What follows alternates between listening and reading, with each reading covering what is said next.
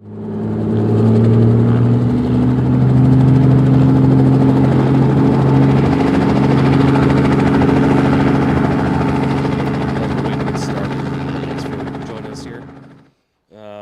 is actually going to be a live episode of the Hangar Z podcast. So first time we've done this, a really cool environment to do it in. So as we're getting ready to go, you guys get in the back.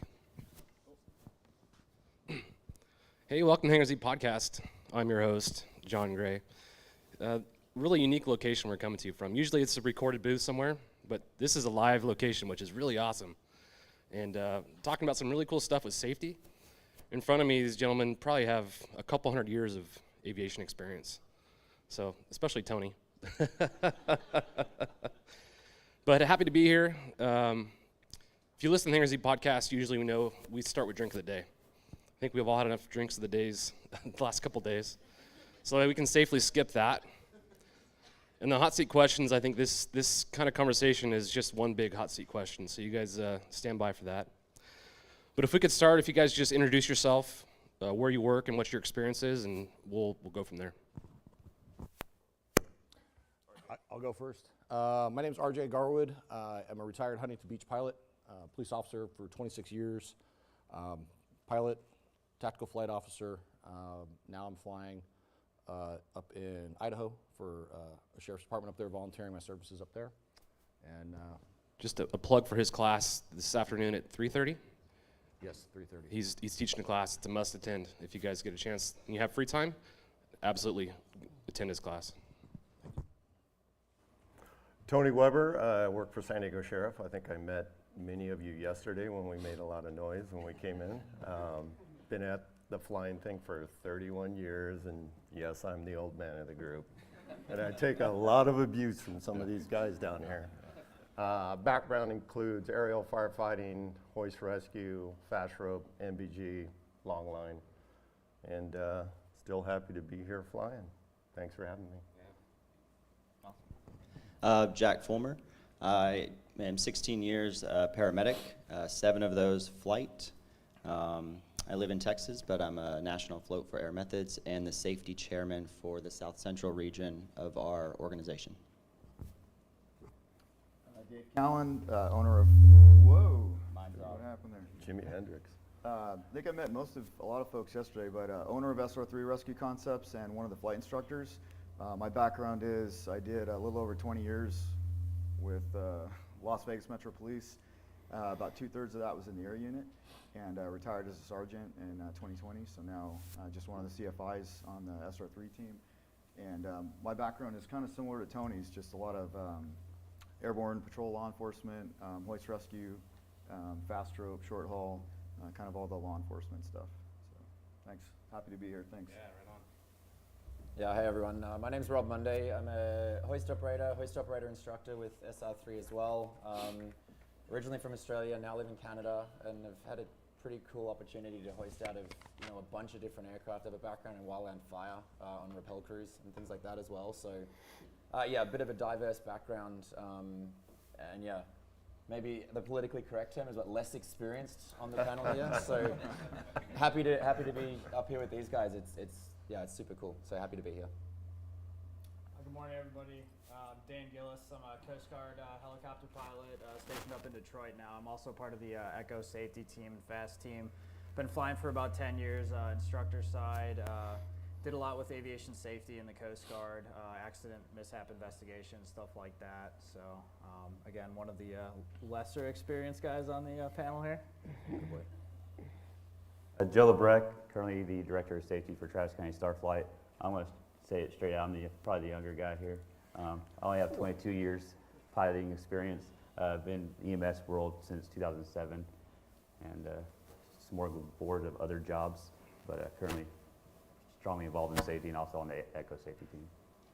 Yeah, it's really cool having this group up here. I think every facet of public safety aviation is represented with these folks up on the stage. And like I said, there's probably a couple hundred years worth of experience up here. So the Hangar Z podcast, we're big on networking, education, and training. This conference is amazing. I just want to give a round of applause for the Echo folks. Man, you guys have done an excellent job. Well done. the fact that you guys are all volunteers and do this to benefit the industry is amazing. So thank you guys for that. On the training side, this conversation is important. You know, we're sitting on the Bay of San Diego, probably one of the most beautiful bays, at least on the West Coast. But this first question I'm asking because we're on water. Oftentimes in public safety aviation, we're operating over or around water. So I'm using my phone, excuse me for the questions here. But the first question is flight operations over water. What considerations need to be put in place? And RJ, we'll start with you, and we'll just cycle down the line here. Yeah, I was fortunate enough to fly in Huntington Beach with 26 miles of coastline there, but we don't have any inland water really to speak of other than a quarry that we take off over every time. One of the things we've always done in our unit, we've worn Cape well vests, bottles, HEEDS bottles. We've done dunker training, and I think anytime you're around water, and we're going to go back and forth this a little bit, but helicopters are very unforgiving when you put them in the water. They don't like to float. They don't like to. They sink very quickly. They turn upside down, and they really disort you. So when you start doing egress training and you're going to these things and it's no fun, you're getting pool water up your nose. When the real thing happens, you're not going to notice that salt water up your nose or that fresh water up your nose. You're going to be going back to muscle memory.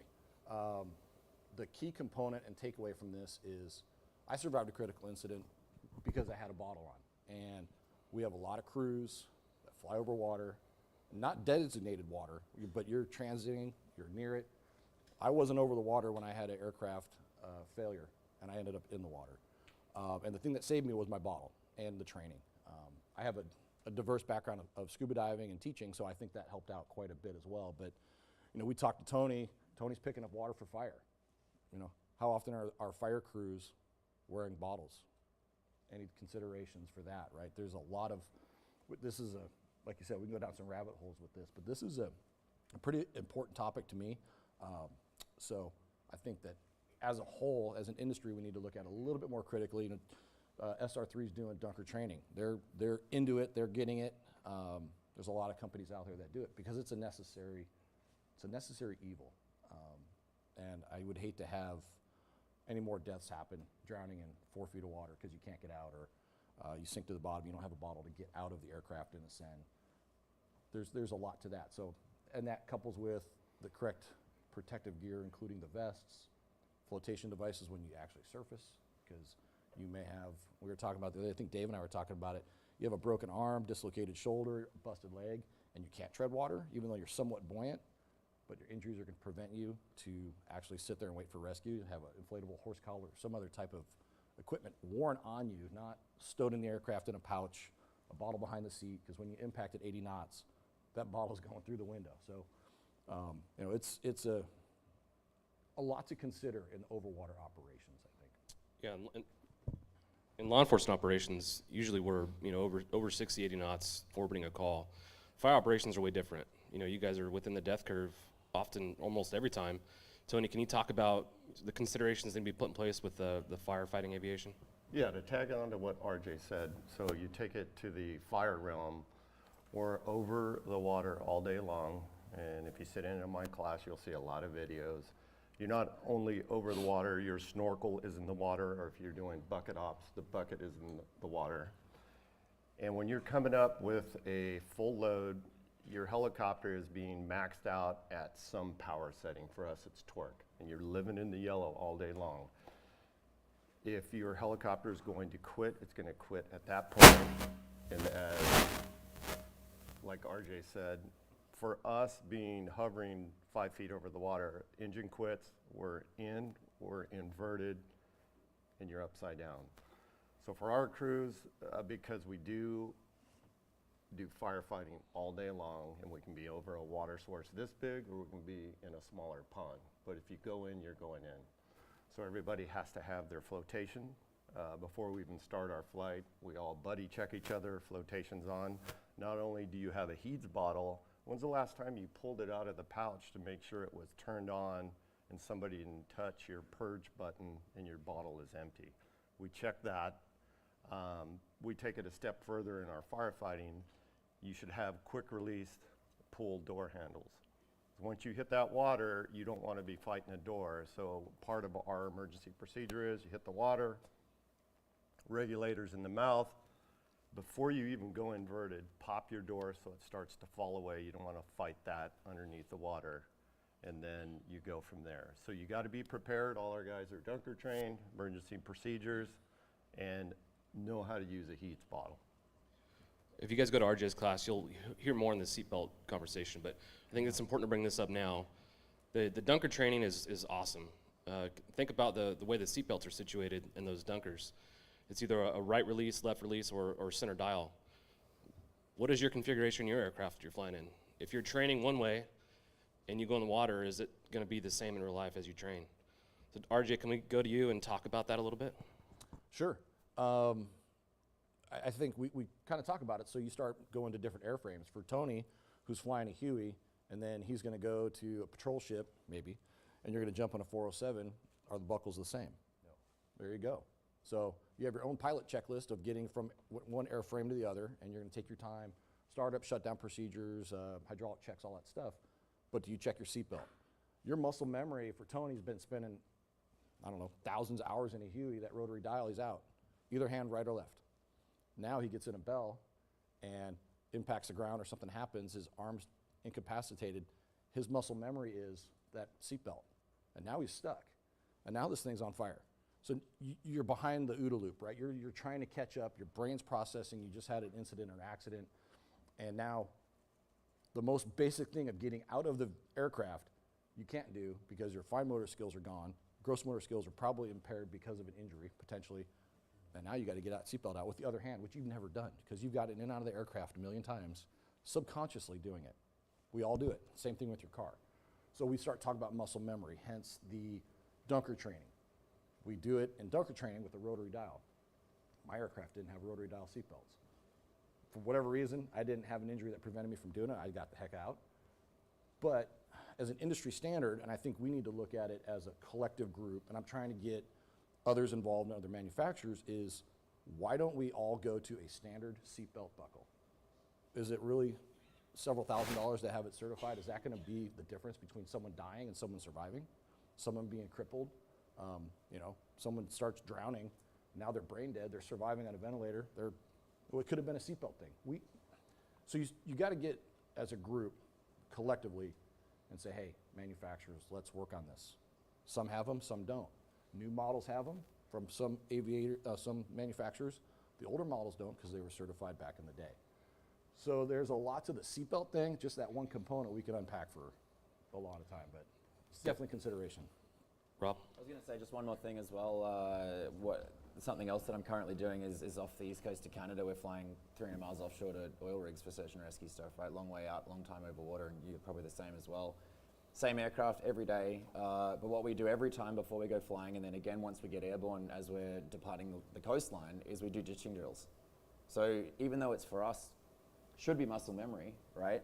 But we go out, and no matter where we're sitting in the aircraft, because we change positions depending on the role that we're playing on the day, we'll identify where is my exits, have I got them landmarked? And it feels, redundant, but at the same time, I think everyone takes it seriously and respects that. And especially, like you said, you're flying in different aircraft, making sure I know where to find my bottle, I know where to find my seatbelt, and my exits landmarked.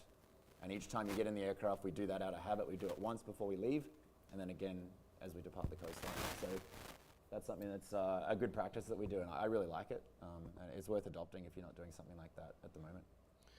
Dan, being that you're in the Coast Guard, you got a super unique environment you live in. You live over the water. Can you talk about what you guys do in the Coast Guard and how that pertains to this conversation? I think that, it's a lot of it is just recognizing that condition the aircraft's in and stuff, you are in that kind of that backside of the power curve, the dead man's curve and stuff like that. So as a crew, we talk about before we ever lift off, like I said, we do our ditching drills. Like I just subconsciously, I close my eyes, like what's the worst time? Upside down at night underwater. I want to know where my seas battle is. It's not going to be where you think it is because you're upside down now, so it's moved. You got to find those reference points, find your egress and all that. But I think that just having the discussion, and it's part of our brief, is, hey, ditching egress. These are our considerations. If it looks like we have an engine failure, I'm going to call ditch, ditch, ditch. And that should be a cue for everybody. Grab that bottle, kind of get yourself set up for the egress. And, even if you're a program that's not over the water a lot, like you don't want it to be thinking about it for the first time as it happens. This should be a thought and muscle memory, like we talk about doing your drills. So that dunker training and stuff, if you think like, oh, even if your company's not like really pushing for dunker training, like there's plenty of people out there offering it. I would recommend go through it at least once. You know, just know what it's like to be upside down underwater. It is disorienting, it is scary. You don't get a good clear of your bottle, you suck in a bunch of water. Like, it's not a fun place. But if you've seen it before, if you've felt it before, the military going through the actual full dunker training every 5-6 years that we do, they talk about every military crew that's ditched has said that dunker training is what saved their lives. That preparation, that just knowing it and understanding it, that's what saved their lives. So, you know, as a crew, talk about your being over water. And it may be something as simple as, hey guys, we're flying over water now. Just remember where your egress is, where your bottle is, or whatever. Those considerations should be talked about before you're actually in that environment. I keep going back to RJ. You've got a unique experience with the water egress stuff. Can you kind of touch on what he just brought up? Yeah, underwater at night sucks. It's a miserable place to be, even as a fleeting moment that you're there. But yeah, everybody's brought up great points, and you have to know your gear. You have to know your personal gear. You have to be wearing it. You know, I retired from Huntington, and I moved to northern Idaho, like most Californians. And they were kind enough to give me my old flight vest, and I reached out to Survival Systems. Maria over at Survival Systems said, hey, I need a bottle. So Capewell sent me a new bottle, and I fly with my vest on that I've worn forever. It's my piece of gear that it's like my safety blanket, right? I just know it. So I think knowing it, having it, and feeling it, I'm already prepared mentally. When I get in that aircraft, I know where I'm going. I'm hoping that everybody else knows where they're going, and we'll discuss it at certain times, but where we're flying up there's lakes and rivers and mountains and trees and all kinds of stuff. So the water's cold and miserable too, probably like back in Detroit, which I know a lot about as well. Talking to these guys, we're talking about operations that live over the water, but we're all over water at some point, you know. So one of the sayings that I like is you don't want the first time you're doing something to be the first time you're doing something. From an EMS standpoint, you guys are in transit all the time. Can you talk about some of the considerations you guys have put in place for over water operations? Yeah, I think that everybody has great points, and it all comes back to training and providing the equipment for the crews. The dunk training we do for all of our bases that operate over water, they go annually for dunk training, and I would expect that most air medical services that are operating over water would take their crews through that because it's clearly a life-saving measure, right? We also have every crew with a PFD, a personal flotation device, and it comes back to training, right? In training, they should be pulling those. They should be going through the motions. And sometimes you're in transport for, you know, a long time, probably not as long as hovering over the water or the ocean, but, you know, when you're going back and forth, you need to always remember, keep it on, have it on, finish the call. You know, sometimes we take them off at the hospital and then come back out, and, you know, I've been the, maybe not wear it back to base, right? But at every moment you should have it on because you never know. And you guys are unique too because in search and rescue as well, we're talking about crew operations, but what happens when you have a patient in the back of your ship and you go in the water? What do you do now? Have you guys considered that? Yeah, so we trained the Florida crews, primarily Florida and Northeast region. They'll go through the training and use their mannequins in the pools to try and drag them to safety and go through that. So I think if you're going to be doing overwater operations in the medical side, hopefully that training is being taught to you guys. Yeah. It was actually one of the things that I just did in the dunker training for the people that did it yesterday with us in the little cage. You know, we're in the big sucker that's upside down in the waves and whatever else. And one of the drills, it's a full day, right? One of the drills that we actually did was exactly that, where not only am I responsible for getting myself out of the aircraft, but they put a mannequin, strap it into a seat, and my responsibility is to get over, egress someone else first, and then basically follow them out. And you guys are probably doing something similar as well. But yeah, I mean, if that's a realistic possibility you might encounter in the field, then train for it. Like John just said, you know, don't make it your first time.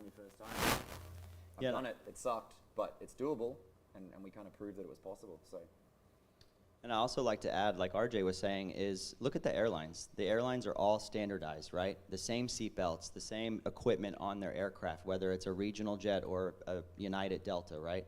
So we as an industry should come together and try and make that happen, right? Like pursue something like that. It should be universal. Yeah. Dave, anything to touch on before we move on to the next topic? No, I would say, I mean, everybody's making a great point. It's just surprising to me. We do a lot of training, a lot of hoist training, and a lot of aerial firefighting training. And like Tony said, that's a requirement for us before we even go out, is we make sure they have PFDs, they have bottles. You know, we highly recommend the training, the dunker training, and then the removable doors. We won't conduct that training unless they either pull the doors or they have them. But it's surprising to me, especially with the hoist training, with how many of these agencies are not flying in the setting like you are, you know, open water or open lakes.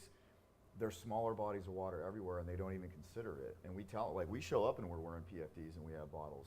But, you know, we were somewhere recently where we were hoisting over a river, and, you know, the river's only, I don't know, 20 feet wide, but it's deep, and it's down in the canyon. And, you know, we had to talk to the guys about that and tell them, hey, you guys need to be having your PFDs on, because where are we going to go if the engine fails? We're in a Huey, we're going to go straight down. There's nowhere to go. We're going to end up in the water, and we're going to end up upside down. And then the other thing is, you know, to touch on what RJ said, the training is phenomenal, and it's as realistic as you can make it. But if you've never been in a helicopter accident, it's ugly. It is absolutely ugly. It's violent. It's disorienting. You're more than likely going to be injured, you know, and it's something to consider, you know, because the dunker training is amazing, but it's in a sterile environment. And like you were saying, getting water up your nose, all those things, you know, it sucks. But you need to do it because there's an element of panic that you're going to have to fight through. And we can't, in training, simulate safely what a helicopter crash is realistically going to be like. That's an additional factor you're going to just have to fight through. So you can't put a price tag on that training. Yeah, I feel like in a critical incident, you're going to resort to your lowest level of training. So whatever that is, your muscle memory is going to kick in. If you've been training, if you've done one training in a dunker, and there's a left-hand release and you're in a right-hand release, it's a bad spot. So my recommendation is to train as much as you can and make it as realistic as you can.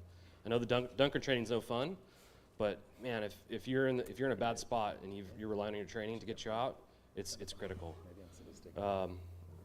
Anything else to throw in for anybody on this topic? Just one more thing.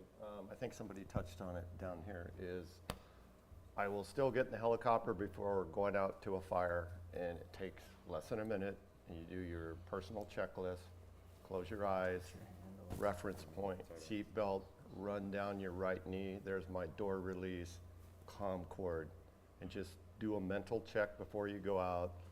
It's like everybody said, once you go upside down in cold or dark water, you're panicking, you're trying to not panic, know where everything's at, and just do a quick mental checklist before you take off.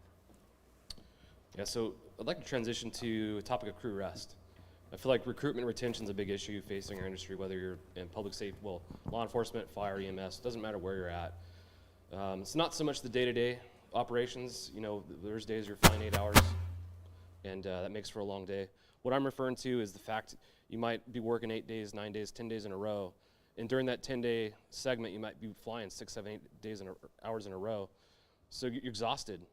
In law enforcement, our culture, unfortunately, is one that doesn't look favorably upon crew rest. Most law enforcement agencies don't want to see a couch in the crew quarters. They don't encourage you to sit down and take a little safety nap. But that's something that's really important, and I think it's something we need to consider. Each industry is a little bit different in how they look at that and approach that. So I'd like to hear from you guys, maybe respectively from each different segment of public safety aviation, on what considerations you guys have put into place to address crew rest. And RJ, we'll start with you since you're my closest victim. Great. The crew rest portion for us when I was at Huntington was actually, they were pretty good with it. We had lazy boys, much like a fire station. So, you know, can't compete with those guys. But it was one of those things that, yeah, you're flying, and I'm not an EMS pilot flying long distances over, you know, straight line. We're out there flying around, doing circles and chasing people and doing different things, or nothing. Or it's just dead and you're flying. So I worked a 12.5-hour shift, And our flight times varied. That we would come in and the mechanic would say, hey, you're flying 5s today or 4 hours in the aircraft, so they can schedule the maintenance. But you might fly 2, weather might come in, or you might be flying 6 or 7 because the calls are generating it, and it's exhausting, right? And I guess in the end of the day, our management never really, I can't think of any time that they jammed us up for taking a break. We would always go up for the calls, but you shut down, turn the lights off, and just take a break. One of your buddies, you're monitoring the radio, or the phone rings, hey, we got a call. Sometimes you just got to shut down, right? And you got to let that brain slow down, just like Tony's saying. You get in, you're doing a mental checklist. You get off the aircraft, you're hauling butt to a call, and we can get up in about a minute or so. But you're bypassing things. So you got to stop, take that break, let the brain stop, let it catch up to the physical portion, and then also when you come back, you need to let that brain slow down. Get off that call because it was an adrenaline pumping call or whatever, and or you're working with other aircraft in controlled airspace, and the pilot's working, the TFO's working. It is mentally exhausting. So I think the component for crew rest is key. Yeah, the mental exhaustion's huge. I feel like if you're flying an 8-hour day in law enforcement or fire, it's because you're working a critical incident. So not only tired from your flying, you're mentally exhausted from what you've just done for 8 hours. So that part is huge. Tony, from the fire side, what's your thoughts on that?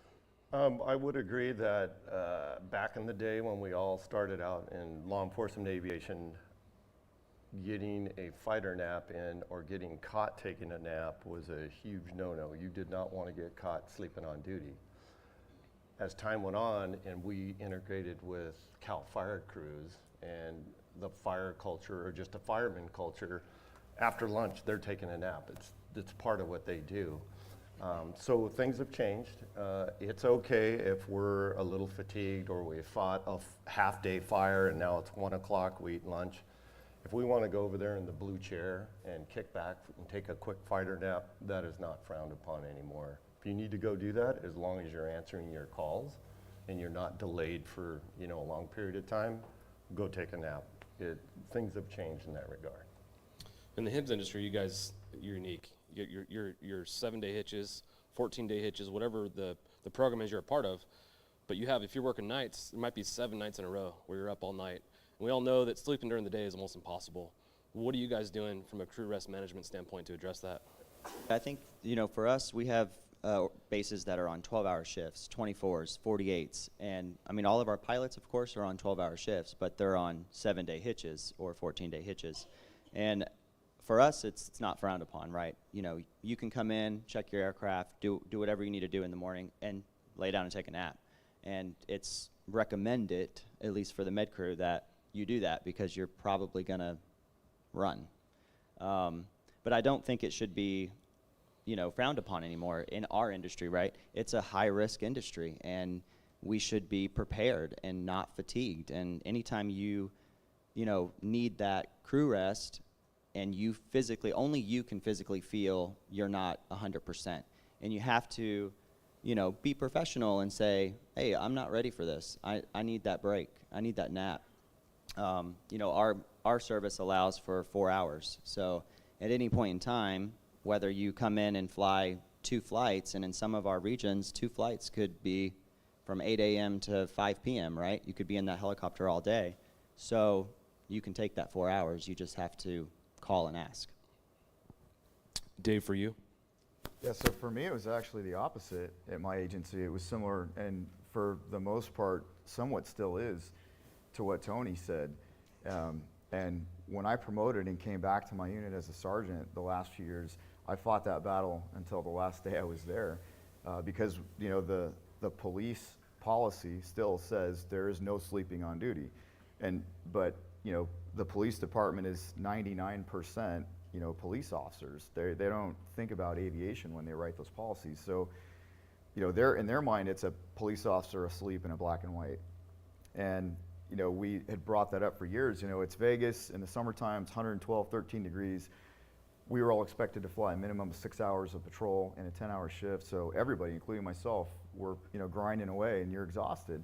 And then for those of us that are on call for rescues or other duties, you're smoked. So essentially how I handled that was, you know, we tried to get that policy changed, and it was more of a union thing because the union would have to get involved to change Metro's entire policy manual. But, you know, for me, I just told my guys, hey, if you need to take a nap, turn the lights out. We had a room in the back.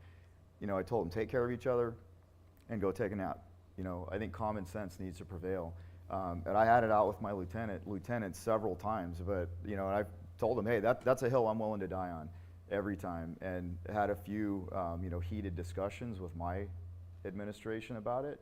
And I would just tell my officers, hey, if you guys need to take a nap, go take a nap. If somebody comes in and, you know, you catch some heat for it, just call me and we'll deal with it. And it's gotten better, but unfortunately in law enforcement, it's still a problem because there's a stigma and there's a huge disconnect between, you know, what the FAA and what is accepted in aviation, you know, compared to in law enforcement in general. There always has been, and it's an uphill battle. But Yeah, I think law enforcement is the lacking segment in this.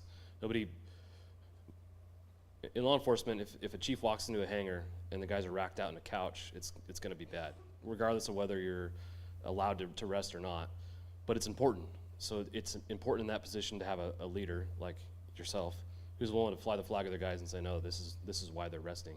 So kudos to you for flying the flag of your guys and doing that. well, the only alternative is then the PIC just says, well, I'm too tired to fly, and then we can't do it, or we have to call somebody else in that's probably tired. So, you know, I mean, you kind of have to. Again, yeah, I think you have to use common sense, but Yeah. it's an uphill battle. Now, Rob, you've seen this not just here in the U.S., but internationally. Yeah. What trends are you seeing when it comes to crew rest in your industry? Yeah, and I mean, I guess I speak about it from sort of a different perspective as well, being, you know, the backseat guy, and I'm sure there's plenty of flight medics in the room that sort of have been considered passengers or professional passengers at some point in their careers, and you know, I'm an advocate for those people as well, and I've seen the whole range of things, right? Like working on the ground on a wildland fire crew. I mean, crew rest is not even in the manual, I don't think. Like, you go out and you work until, like, you basically fall asleep at that point. So, right through to like EMS in Australia, where the crew rest is really regimented, and you're doing fatigue management, and if you're too tired, you simply just don't fly. Up to where I'm at now, again on the east coast of Canada, where we're working for the offshore oil and gas industry. I mean, it's very highly regulated, and you better be sleeping. You know, we have mandated crew rest periods, and very lucky to be on that side of the fence now as well. But one thing I think is again, I'm trying to stand up for the little guy here a little bit too, for the people that are lucky enough in the room that have worked under a fatigue management system before, or, you know, have had some policy support to be able to take those breaks and manage that fatigue.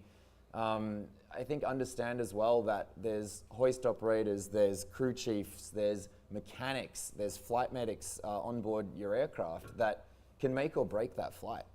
And I think it's not good enough that those people, that just because we don't have to regulate them doesn't mean we shouldn't regulate them, right? Or look after them, or make sure that they are well rested. Because, you know, Dave will testify when we go out and we do hoist training, and we're putting 5 or 6 new crew chiefs in the back of the aircraft that have never hoisted before, and it'd be like a driving instructor that doesn't have a steering wheel in front of them to fix the problem that's happening. That's me when I'm teaching you guys how to hoist, right? We only have one hoist control in the back, and if things start going sideways, it's very, very difficult for us to fix it quickly. And so as the instructor in the back, I need to be on it all day, every day. We do 300, 400, 500, 600 cycles of hoisting in a week with bodies on the hook. And if one goes wrong, you know, potentially someone gets hurt or killed. And, you know, we come back after an 8-hour training day with SR3, and we've done a couple of hundred hoist cycles, and I'm going to bed. You know, I'm tired and I'm bagged, and we've had to really be careful of that when we're training as well, because we have a student who does an hour flight, and then he gets out and goes and chills for the rest of the day, and we get straight back in the saddle and go again, right? So it's something that we've worked on with SR3 as well, is making sure that our guys are well rested, because, you know, the students' lives are kind of in our hands for a big part of that too. So yeah, I'm a big fan of making sure that, you know, maybe the people who don't have to be regulated are also being looked after, and I think that's something the industry could probably do better at, is, I don't know how exactly, but making sure that the people that are in those safety sensitive type positions are looked after as well. Yeah, Dan, being that you're in the Coast Guard, I know you guys are safety heavy, so I'm really interested to hear your take on this topic and what you guys are doing. I think, you know, as everyone's mentioned, managing fatigue is such an interesting, you know, it's an interesting beast. We are lucky that we have crew flight time restrictions and stuff like that, but just because I don't fly my 6 hours without a reset doesn't mean I'm not too fatigued to fly. And part of that is just being mature enough to recognize I'm not in a good spot. It's 2 a.m. You want me to fly offshore 100 miles in a storm to go pick somebody up. I might not be the right crew at this point in time. And a lot of that falls back to just managing yourself before you get on duty and stuff like that. Just because I'm coming on duty for my 7-day shift or whatever, if I'm working in the industry, like, hey, those couple of days leading up to it, you need to guard your rest. You need to be cognizant of what you're doing. Put the phone down, get the sleep you need. And then, managing fatigue is not, I drink a Monster in the morning and I got an extra one in my backpack for when we have a long day. It's not. Caffeine is not going to fix that.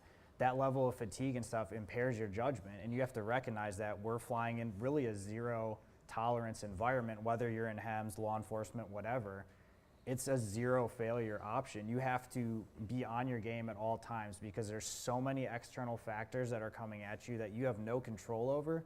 And if you're fatigued, if you're just mentally tired, you may not be able to recognize what's happening until it's too late. And that's how we get these incidents and accidents. And I could go all day. You can pull up, you can Google 10 right now that had to deal with crew fatigue. That's always shows up in these mishap reports. So I think we as, as flyers, we really need to recognize our own weaknesses. The bravado of I got to stay up, I got to help. It's unfortunate that still exists because that shouldn't be a thing. And, that really requires some re-examination. So I'm fortunate that whether it's my rescue swimmer, my flight mechanic, any of us, we're all tied to that same, I can fly for 6 hours, period. After that, I need 10 hours of uninterrupted rest. If you call me during those 10 hours, that interrupts my rest. So we do have it in policy, and it is enforced pretty well, but we just have to, it can be hard in other industries where, we are trying to move patients and stuff. Like, how do you do that if, you can't? So hopefully you have the backing of management, you have backing of, the leadership at your company or your organization, and they recognize that, fatigue management equals safety in flight, really. And Joe, being that you're part of the safety team, I know you see a broad spectrum of approaches to this. What are you seeing that's been effective when it comes to crew rest from the safety standpoint? So I think Dan hit on it pretty well. I think most of the HAA companies out there have really robust fatigue risk management systems in place now due to all the accidents back in the past caused by fatigue or, had fatigue related to them. So they have really good systems in place. But I just lost my mic. What I've been looking at a lot of is that work-life balance. What are people doing when they're not at work? That usually what I see affects people more is, you're off for that 7 days or 4 days. Have you been called into work every single day that you're supposed to be off? Have you worked 3 nights and now they're asking you to come in for your 4th night? That's been a difficult thing, I think, in our industry to figure out. It's just, you can't control what people do outside of work. Yeah. But you, as a leader and as safety, you can, talk to your people, make sure you're interacting with them, and try to, understand what they're going through in their life at that time and how that affects their fatigue and their lives. RJ, I saw you raise your hand. Yeah, kind of segue in a couple things you guys hit on, and I don't know the military side of it, but for those that, and I throw this out to the pilots, but it also goes to the rest of the crew. My pilot's license is through the FAA, it's Commercial Helicopter Rotorcraft pilot's license. So I don't necessarily answer to the department policy, like we're talking about with Dave. Las Vegas Metro says you're not sleeping on duty. Well, for those that have ever been involved in an NTSB investigation of an incident or accident, the first thing they're going to do is they're going to climb right up your backside and figure out what you're doing 48 hours prior. And then they're going to go from there. That's your personal life, and they're going into it, and they're digging, and they're digging, and they're digging. And that's no fun. But you're going to get to crew rest. When was the last time you slept? How much do you sleep? Do you use any sleeping devices? Do you take melatonin? I mean, you start going down these roads. It's my license, my livelihood. Las Vegas Metro doesn't care. They're like, you can't sleep on duty. So in the report of the accident coming out, pilot was fatigued. My license is now in jeopardy from the FAA because I was flying in an unsafe manner as prescribed by the NTSB. So you start going down this rabbit hole of who's investigating it. It's your license, it's your livelihood, it's also your life and your crew's life. And if you're too tired to go, I'm too tired to go, man. I think as like we're talking as an industry, you need to look at that because that's going to be the problem. And then the lawsuits come, and they're going to go, hey, Las Vegas Metro, your guy was sleep deprived. You ordered him to go to this. He chose it on his own, or she chose it on their own to take that mission. It all comes down to money, right? It's all going to be litigated down the road years later. Hopefully you're there to be part of it and that you're alive and well, but some don't make it. And we start talking about these accidents that, fatigue, crew rest, come up to issues. So keep that in the back of your mind because it is a huge factor. And you start going down that thing and you're at fault, or they're finding fault, or they're pointing part of it at your fault for being tired because you're doing what you think is the right thing, or because your company or agency is saying you need to go do this, and the pressure which we talked about to do the flights, that's a real factor these days, I think, with the crews and folks trying to get the missions done. Because everybody's here for a reason, right? Everybody in this room is doing their job trying to get this thing moving forward. And now you end up getting challenged and chastised because you need a break, but you can't take a break. So where do we go from there, right? Yeah, that's huge. And hopefully we all have a manager or a sergeant or a unit supervisor like Dave who's willing to stick up for their folks. But if you don't have that manager, the supervisor that's flying your flag and really looking to help you out, you got to be your own advocate, just like RJ brought up. They're going to be looking at your license, at what you've done, and at that point, if you're not advocating for yourself and your safety, it's going to put you in a bad spot. We talked about the pressure to respond. That's kind of where I'd like to go to next. We all have a huge pressure to respond. I think HIMSS has done a really good job. You guys don't call them missions anymore. You call them flight requests. So I think that's done a really good job for you guys in kind of mitigating this burning desire to go respond to a call, regardless of the weather or fatigue or any other considerations that need to be put in place. I'll throw law enforcement under the bus again. We're very notorious for flying in unsafe conditions because you hear on the radio your friend that's working patrol screaming for help. You know the weather's bad, but you feel like you got to get there to help them out. So this is something, when it comes to personnel selection, we have to look at the people that we're selecting and say, hey, is this person someone who can say no? It's really important in our industry, whether you're in HIMSS, fire, EMS, whatever, to be able to say no and why. Can you guys talk about, and Joe, we'll start with you this time, some of the considerations you guys have put in place and that pertains to this kind of conversation? Oh, there's quite a few. Just trying to take the human factors out of it, like the human out of it. When you're trying to make those decisions, just take the facts and use those facts to determine if you can take the flight safely or not. So, of course, Part 135, HAA operations, we don't know the patient. We don't know what we're going to go on our flight for. The rescue calls, pretty similar. We know what the incident was. If it was a fall or something like that, but we don't know age, gender, anything like that. So just try to just look at it in a logical, non-emotional way, and we kind of try to train that throughout our training. Again, it's very hard to take out those human factors. Yeah, for sure. Real quick, I'd like to go out over here and go to Jack, because you guys have a different consideration, and that might be coming from management. Can you talk about some of those considerations that you have? Well, I think that for us, it's the industry-wide, right? We're getting away from mission, and now it's a call or a flight, and that's a good thing, right? But at the end of the day, I lost my train of thought. Sorry, guys. What we talked about is the HIMSS industry. Unfortunately, I feel like they financially incentivize sometimes the mission effectiveness or mission readiness levels. We talked about that a little bit, and maybe that'll stem your memory as to. Yes, so we don't get the call, we don't know what we're going to, right? We look at the weather, we ensure that everybody's good to go, and we either accept or decline. And once we're in the air and en route, then they'll tell us the patient demographics or what's going on. But at any point in time, en route to that call, anybody can say, let's turn around. I'm not comfortable anymore. And you have to think about it as there's always another aircraft available. I think of it this way, right? I'm not going to jeopardize myself or the crew, and I wouldn't expect any of y'all to jeopardize yourselves for weather or for something. when there's someone at that patient's side, whether it's a 911 provider or it's a provider, an EMS provider that can get them to ALS care at a hospital, right? And that's the way I look at it, and I think that's the safest way to operate on my shift, right?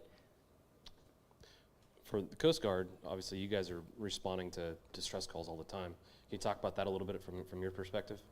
Yeah, we're fortunate in that the way we're structured when a call for a case comes in, we have like a external third party, either our operations officer or whoever's taking those phone calls. So before that launch, they get briefed, and they're kind of that sanity check for the crew. They kind of look at weather on their own and help kind of make a decision, like, is this the right time? Is this the right place to launch this crew? I think one thing HEMS does great is, as Jack was talking about, like, not knowing exactly what the case is. It's a little different in maritime SAR where we have to take certain equipment with us. We need to know what we need to take. So we're told all the details they have at the time we get the call. Well, that can sometimes introduce some pressures to the crew, if you hear something real bad. Especially if it's something way offshore, there's no other people able to respond. But you can pull that back into the LE, the HEMS world of, you have to really be able to get those human factors away, like Joe said, and make a decision, because at the end of the day, I am responsible for myself and 3 other people in my aircraft, and are we gonna make it back? We've used to be the whole, you gotta go out, you don't have to come back. That's kind of not a thing anymore. We're really focused on, like, I want to get home with my crew every day, and that's my first priority, and then we're going to get out there and hopefully do some good for people. But if the conditions aren't right, you have to know when to say no, and sometimes it's, again, takes some maturity to do that. But I think as a crew, again, HEMS does a great job of, even en route, like, I don't like the way this is developing. Let's push pause. Let's stop right here. And that's something you got to remember. You always need to have an out, no matter where you are in that phase of flight. Rob, for you, again, being unique that you see this worldwide, how are you seeing this? Yeah, it's really tricky, totally, with the SAR thing. I mean, we have to know what we're going to sometimes, because it makes it, we need to know are we taking a mountain specialist? Are we taking particular equipment? How much fuel can we take based on where we're going and what we're trying to achieve? How many victims are there? Are they coming up in a stretcher or whatever, right? We have to know, because that's kind of what we do. So we have to come up with other ways to mitigate that risk. And maybe it's a hot take, but we talk kind of about not letting the situation or the patient's condition dictate the risk that we take. And me personally, I know for a fact, I'll put my hand up and say I've absolutely taken, I wouldn't say more risk, but I've tried harder on certain cases where I'm like, this person kind of has to get out of here, otherwise, they're not going to fare well. And we understand that we may have to say no anyway, but for me, it's a puzzle, right? That's what I love about SAR. It's trying to figure out how to solve the puzzle. And if we can use every trick in the book and every skill that we have and try as hard as we can safely to get this done, compared to the rolled ankle on a beautiful Sunday afternoon, where the alternative is an hour walk out, are they going to die? No, right? Like, compared to, okay, this is serious now. I think it's really hard to honestly put your hand up and say we're going to try exactly the same no matter what. But I think you need to train to the highest possible level that you can, so that when that day comes where you've really got to perform, you feel comfortable doing it. And the other thing that I really like about a lot of the operations I've been at, and it doesn't matter if it's EMS or law enforcement or whatever, taking that human factor out, like Joe said, and having a checklist where it's like, if you find yourself in this situation, the checklist says no, or the checklist says I have to do X, Y, and Z before we proceed, that helps to avoid getting stuck in these rabbit holes that you don't want to be in. And with the appropriate risk mitigation, maybe you can take it right up to the edge of the envelope and do what you're comfortable with, but with some additional mitigation of that risk in place first. And yeah, I'm all about pushing it as far as you can, safely. Yeah, right? And I think that's something to consider. Definitely. You talk about risk assessments, and a lot of us do those before every flight. Law enforcement, it's, again, bad at doing that sometimes because it's dynamic. You're on the ground eating, and all of a sudden you're running to the helicopter to catch a pursuit or go, address a fight or a shooting. So we don't always have time to sit down and complete a risk assessment, but I think given the opportunity to, we should 100% do that. One last thing to add on the HEM side is you always have the option to take them by ground. Bring your gear, bring your blood, and if it's too risky, right, to fly it, go by ground. I think law enforcement, we are the absolute worst offenders of this. We are, and it's interesting because there's no financial gain in law enforcement. It's not driven financially like the HEMS world is. So there's no benefit for us to go. But the problem is that our culture is that, you know, when bad things are happening, we're the ones that are supposed to run to the sound of the gunfire and kick the doors in and go in and handle business. So because of that, it leads to these situations where we're going when, I shouldn't say we shouldn't, but potentially flying in weather up to the point where we cross the line. You know, I can tell you from my own experience, I've been overhead when 2 officers were murdered. I flew during the Route 91 shooting. And when we would get our rescues, there is no process like there is in HEMS where I was never informed of the status of the patient. You know, I'm hearing the same live updates flying out there that our crew is hearing.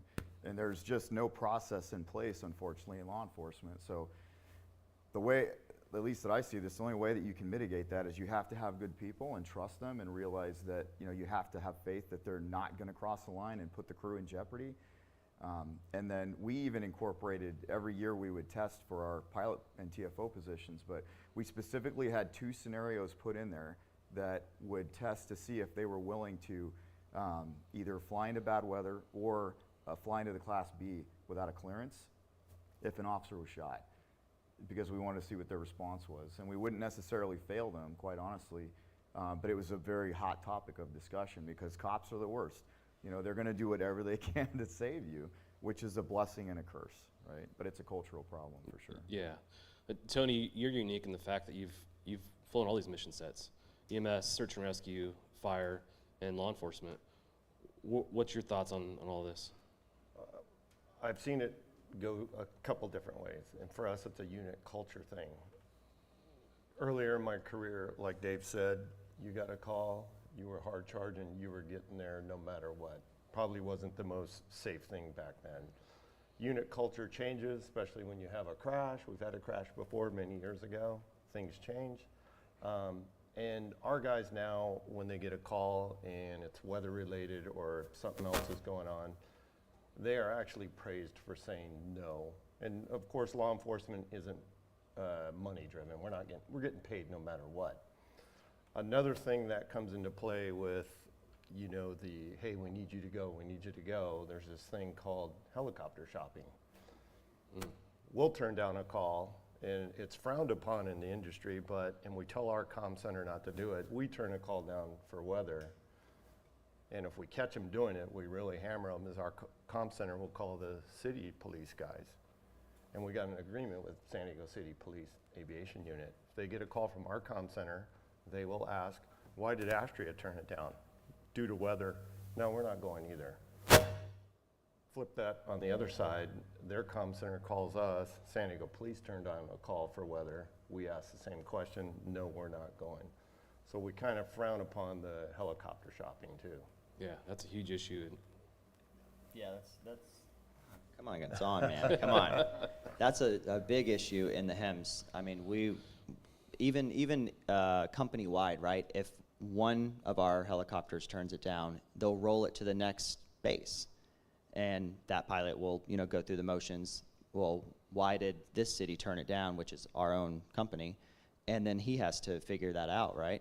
But it's huge in HEMS that they just shop until somebody takes it. And as we've seen in the past, there's been a lot of accidents, and on those accidents, someone previously turned down that flight. RJ, again, you've got unique perspective on this. Can you kind of fill us in on your thoughts?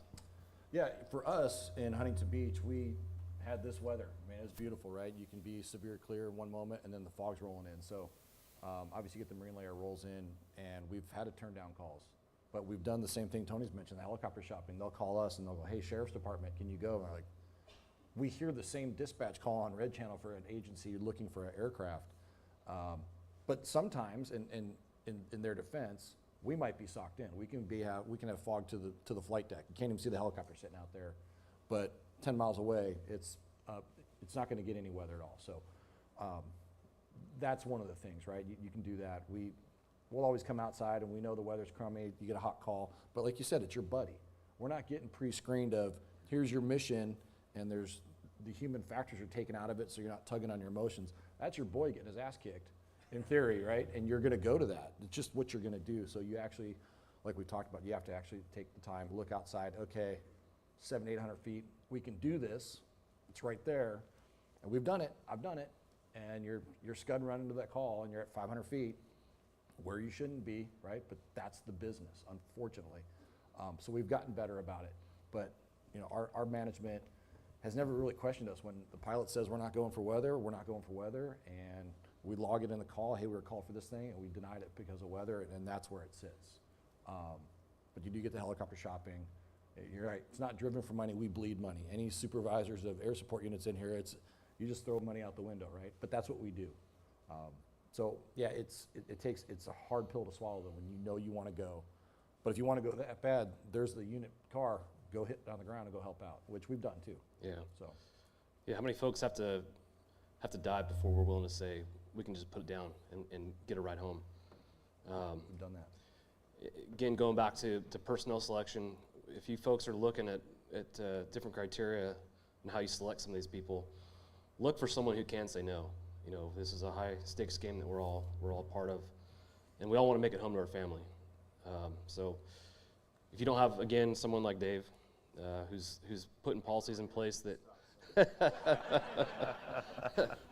if you don't have policies in place that protect you from that pressure to fly, again, you've got to be your own advocate. So I think that's one theme that I'm seeing today is make sure you're an advocate outside of having someone who's flying the flag for you.